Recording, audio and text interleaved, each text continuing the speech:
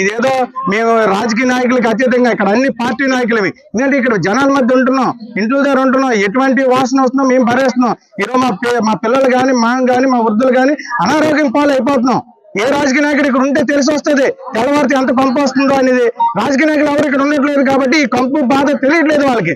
నిజంగా మీరు చిత్తశుద్ధి ఉంటే ఈ ఎంపీలు కానీ ఎమ్మెల్యేలు కానీ ఒక 2 నెలలు వచ్చి ఇక పక్కన ఆ ఇల్లు అద్దెకి తీసుకొని ఉండండి, దీని కంపు వాసన అప్పుడు తెలుస్తుంది, అప్పుడు తీయాలా ఉంచాలనేది మీరే డిసైడ్ చేస్తారు.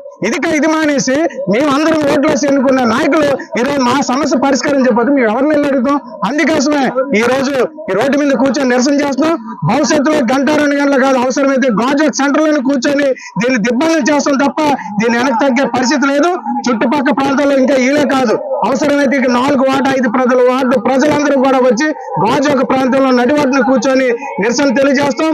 అవన్నీ కాకుండా మరి ఎమ్మెల్యే గారు పల్లా శ్రీనివాసరావు గారు కానీ ఎంపీ గారు కానీ ఇమ్మీడియట్ గా స్పందించి ఈ యొక్క డంపింగ్ యార్డ్ ని తరలించాలని చెప్పేసి సభాముఖంగా తెలియజేస్తున్నాం.